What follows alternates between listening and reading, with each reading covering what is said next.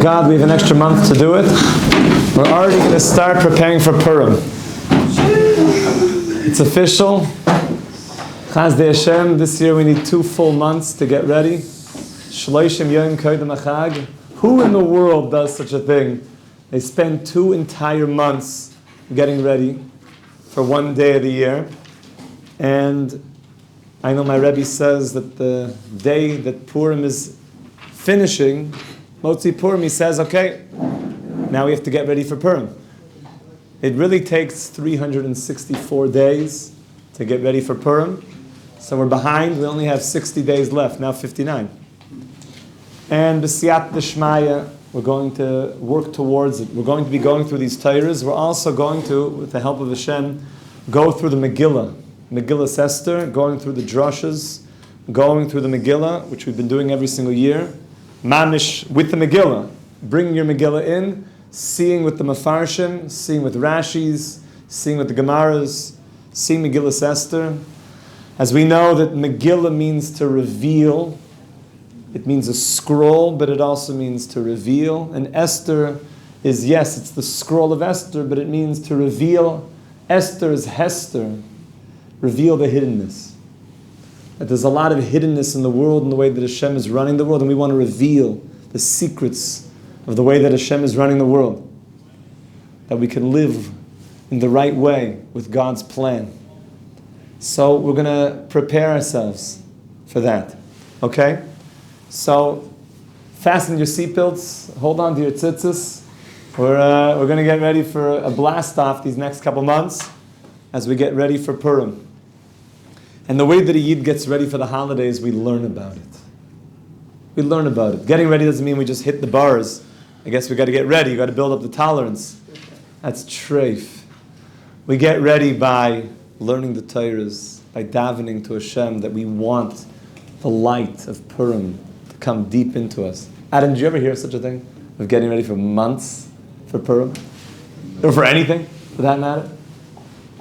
So here we go. Look at the introduction page. What's that? A wedding. Yeah. Purim is mamish like a wedding, like we'll see. It's a yichud she'en kamoyu of Yesod Abba. Yes, Ezra. Is Purim Katan celebrated in Asia? Purim Katan, like they say, Zeh Katan Gadol. Yeah. This small one become a big one. So it's generally celebrated in Klal Yisrael, yes. So we are at Shloshim Yom Koydem Achag, 30 days before the holiday. And you're already going to feel in less than 2 weeks' time that Yerushalayim, Eretz Yisrael, Eden around the world, when Rosh Chodesh Adar hits, everything becomes very, very different. You'll feel it. The world gets more lebedik. The world gets to be happier. Adar is a great month for basically everything. I was able to get married in Adar. It's a good sign. It's a good sign for many, many things. It's a very happy month. So we're looking forward to very, very good times. B'ezrat Hashem. So this introduction page on Reish Gimel goes and is going to sum up all the holidays of the year and how Purim fits in. So look what it says. Purim u'shleimus hakol. Purim is the completion of everything. Purim is like you made it. It's the end. It's also the end of the year, by the way. Like we mentioned on Tu B'Shvat, that there's 2 new years of man. One of the 2 new years, it's Machlekes, Rabbi Yeshua and Eliezer. Rabbi Eliezer says the new year is Rosh Chodesh Tishrei, Rosh Hashanah. And Rabbi Yeshua says that Rosh Hashanah is Nisan. What's the real new year, according to the Torah? Nisan. Rosh Chodashim, Rishon Hu L'Chodshei Hashanah. That's Rosh Chodesh, that's the new year. Mamish. And Purim is the end of the year then. Purim is the end of the year, which means it has to be the completion of the entire year. So Purim is Shleimus HaKol, and we complete the entire journey. Says the Rebbe, Achrei she'Hashem yisborach hoyer banu es ha'akara be'emes b'chagei Nisan v'Tishrei. After Hashem gives us the awareness, the hakara, the understanding, the recognition, the true understanding of what life is all about. When you get Pesach and you get Rosh Hashanah and Yom Kippur and Sukkot, it's very sobering times of what it's all about. Shebehem hirgashnu es ha'emes halakis. We get this feeling of Hashem, you're the king. I want to be pure and close to you. I'm willing to leave my house to sit in a thatched roof hut and just be with you. Nisan means I'm not a slave to anybody else. I'm free also not just to go and gallivant on the streets and go to bars and have unfiltered internet. I'm free to now be close to you, Hashem. Like my dear Rabbi Dovber always says, there's freedom from and freedom to. Freedom from means, thank God we're no longer slaves to Pharaoh. We're free people to do what? To just, watch our phones all day? Or we're free now to connect to you. That's why, what was the real completion of leaving Egypt? What was it about? This week's parasha. Getting the Torah.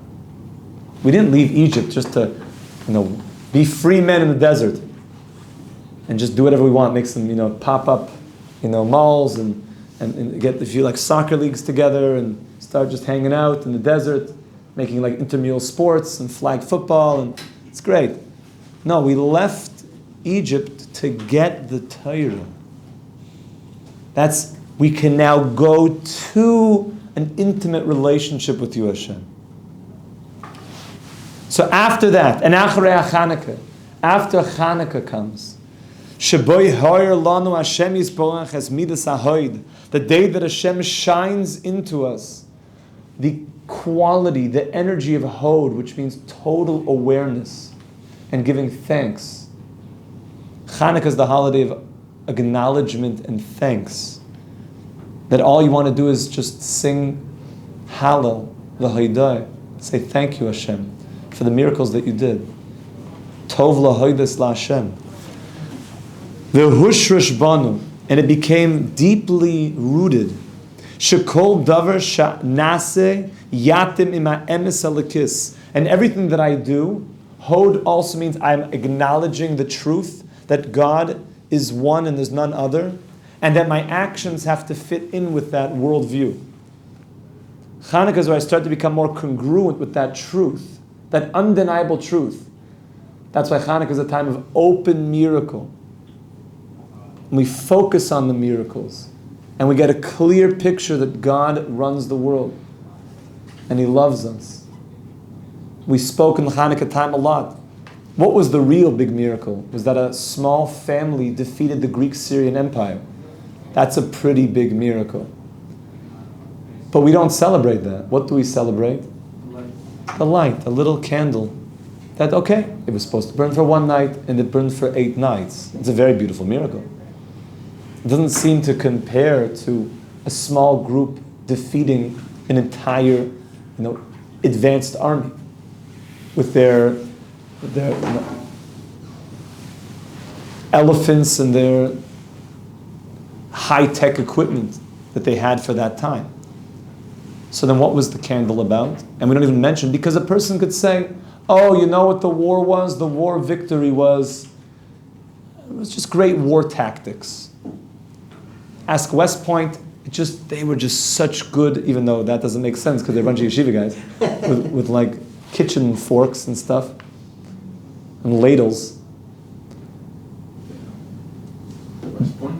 No. Oh. If you ask West Point, can you explain the Jewish victory over the Greek-Syrian Empire? So they could say, it was war tactics. They'll explain war tactics. They were able to dodge the bullets. They were in the right place at the right time. Guerrilla warfare, they were able to come in from behind. Even though we say these were a bunch of Kohanim with their kitchen forks and their ladles. They didn't have much, they weren't exactly trained in guerrilla warfare, or even any warfare for that matter. But you could suggest that maybe there was something not miraculous about it. That's why we don't make such a big deal about the war victory, even though that was really the main miracle of Chanukah.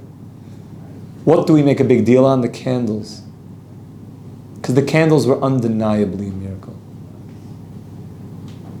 That we say Hashem is clearly with us.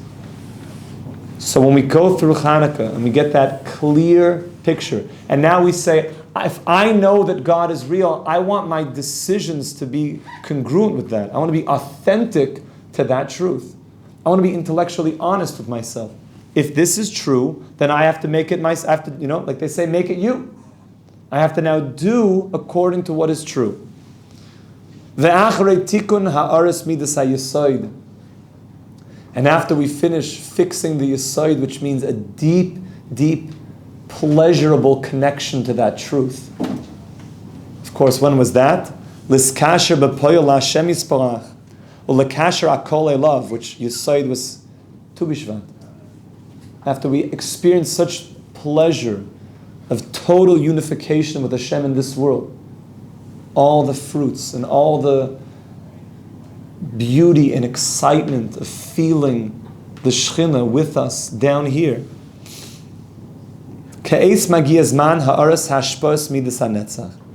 So now we come to the end of the year, which is the energy called Netzach. Netzach means to be victorious, to overcome, linatseach, to not give up, to be tenacious. In the face of every single thing in the world that's trying to still stop you from finishing and accomplishing what you believe is true, there will always be those final forces that will try to derail you from the mission. Netzach means I will not stop. We will overcome. Sheba nishlam hakol. Through that, everything becomes completed. So the Rebbe explains, in Yonashel midas hanetzach, what does it mean, netzach? Hakoyach la'amoid ba'akshonos, the power to stand up totally with akshonos. Akshonos means to be an action. How do you translate that to English? Stubborn. Klal Yisrael is called a stiff-necked people. So is that a good thing? Is it a compliment, or is it not quite? Well, it depends. If we're stiff-necked to become better and change, it's not good. But if we're stiff-necked, when somebody says, "Hey, let's go to that club and do things we shouldn't be doing," and you said, "I will not go," so that's good stiff-necked. He says, "I don't think it makes me feel good when I do those things." I go, "Come on, just do it. Come on, we're all doing it." Stiff-necked, being an action, means I will not. I know what's true, and I don't waver on my beliefs and my convictions. Which people, by the way, will really respect you in this world when you actually stand up for something. The world is so wishy-washy. When finally someone stands up and says, there's real convictions, and you have evidence, and you have a logical proof behind it, people will maybe afterwards, when it's not so popular, they'll come to the side and they'll say, like, what are you into? I see that you really believe in what you stand for. Maybe we can talk about that, because I don't really stand for anything. So basically a person will fall for everything. If you don't stand for something, you're bound to fall for anything. You've got to stand for something real. Be'azus the Kedusha, with holy boldness. B'ne'emonos lis akesh lasois etz rotzon Hashem yisborach. I will do the will of God. Gam neged kol hasikuyim v'asbaros. I will do it according to whatever a person is going to tell me, even if he's trying to pull me away. He says, "Come on, just do it. It's good. Come on, live with the times, man. Everyone's doing this stuff now. Why are you living in the ancient days? Get with the times. Come on." So the only thing you have to say to a person like that is, why? Can you please explain to me logically why you think I should do this thing that you're trying to peer pressure me into doing? Come on. That was like an animal sound. Can you repeat yourself? And actually provide me some evidence why I should listen to you?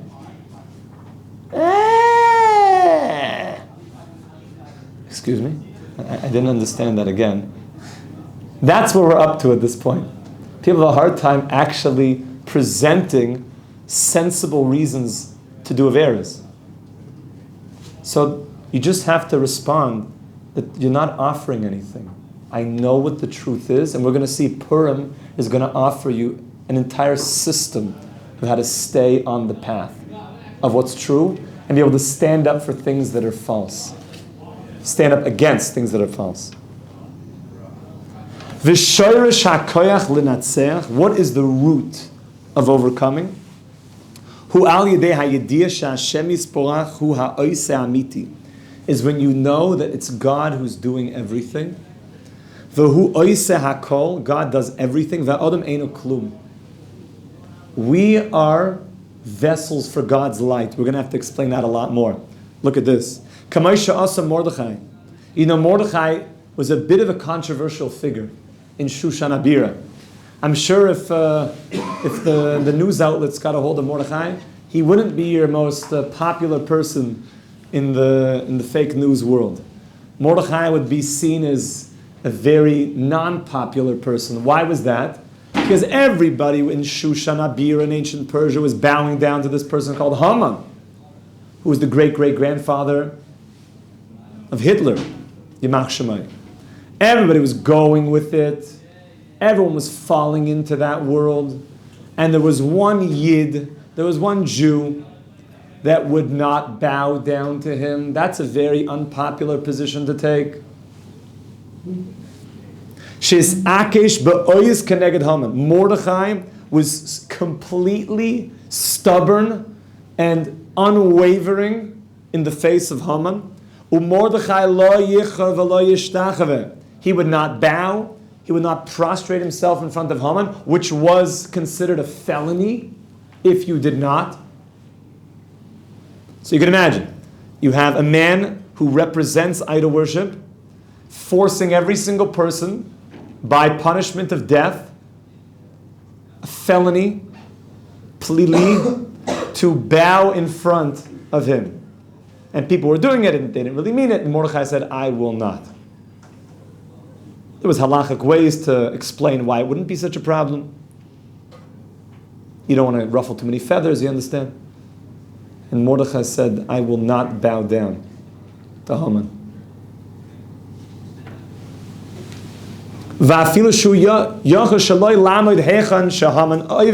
It could have even been he would stand in a place that Haman wasn't going to go. Who dafka amad shav. Do you hear that? He could have gone, he knew where Haman walked. Mordechai could have gone and lived in a place and taken like the back route that he would never encounter Haman and never have to be faced with that ultimatum, all the paparazzi, like, what's he going to do now? And all he would go and stand exactly where Haman came. And when Haman said, bow Jew, he would say, I will not.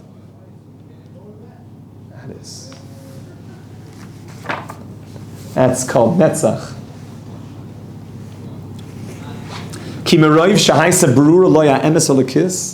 Because for Mordechai, God was completely clear to him, the truth. The truth of God's unity was totally embedded in his heart.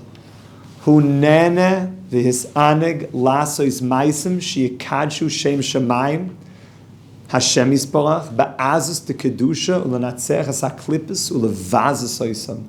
Mordechai understood and even had a pleasure of doing those very things that would show that God reigns ultimate.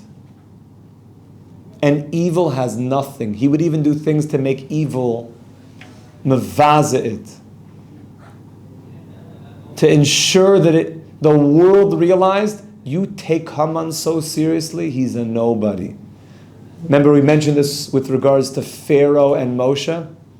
That Pharaoh made himself look like a god, a demigod, and then without anybody noticing, he would go into the bathroom early in the morning on the Nile, and then Moshe specifically caught him with his pants down, and the Torah points it out to make it clear that somebody who makes themselves into an idol is worthy of just being embarrassed.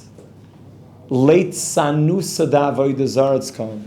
that we make fun, we make light. That idol worship is so absurd. And it has to be seen as such. Ubemidazu, taluya ikar atzlacha shel hanivra. When you have this trait, this power, that everything that you do is about standing up for God, you will be successful in this world. Lahatzliach betafkidai, to fulfill your personal mission in this world. Latakin oilam b'malchus shakai, to bring Hashem into the world. L'shaberes haklipos ve'ayetzer hagashmius, legalus es elikis b'toich hahester, ad sheyisbar she'eino milvadai, to reveal God down in this world to such a degree that all of humanity knows there's nothing but God. That's called hardcore monotheism. That's what we're into. No softcore stuff. The Jews have always been telling the world hardcore stuff. Hardcore monotheism. In order to really get this,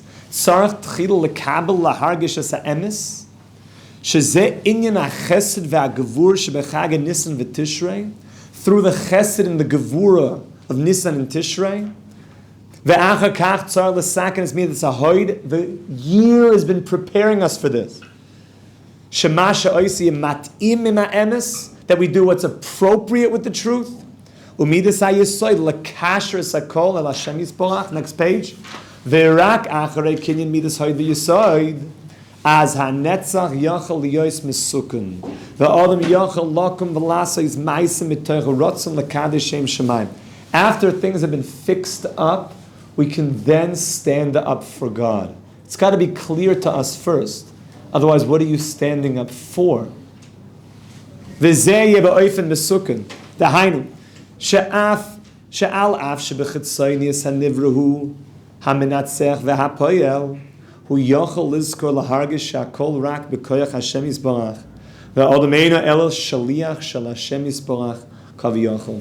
The deepest secret that's going to help us in achieving this is realizing that every single one of us in every part of creation is a emissary of God, and we have to fulfill our shlichus, we have to fulfill our duty, which means we got to put in our effort without rest, while at the same time knowing that it's only because God is infusing me with life and energy that I'm able to do that assignment.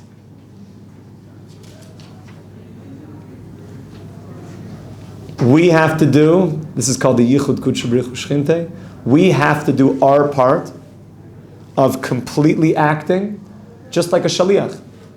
The mishalech sends the shaliach and says, I want you to go and do that job for me. Bring me home the milk. So you have to go and do that job. At the same time realizing that the only way that I have illumination and animation in my body is because God is enlivening it with life force every single second. That is the unification, the ultimate unification, is that creation exists, and at the same time, God is infused in creation. And therefore, you're not absolved from your responsibility of doing something. You still have to act in this world, because God gave you free will. But you have to be aware that it's God that's giving you the energy to act at every single moment. B'ezrat Hashem, these next couple months, we're going to be going deeper and deeper into the Seidos and Megillah, B'siyat D'Shmaya. I'm looking forward to sharing the Ada Lo Yada, Nachai Vinish LeBesume B'Purai with Mashiach Tzidkeinu Bin Beis HaMikdash B'Meher V'Yameinu. Amen. Amen. Kol Tov.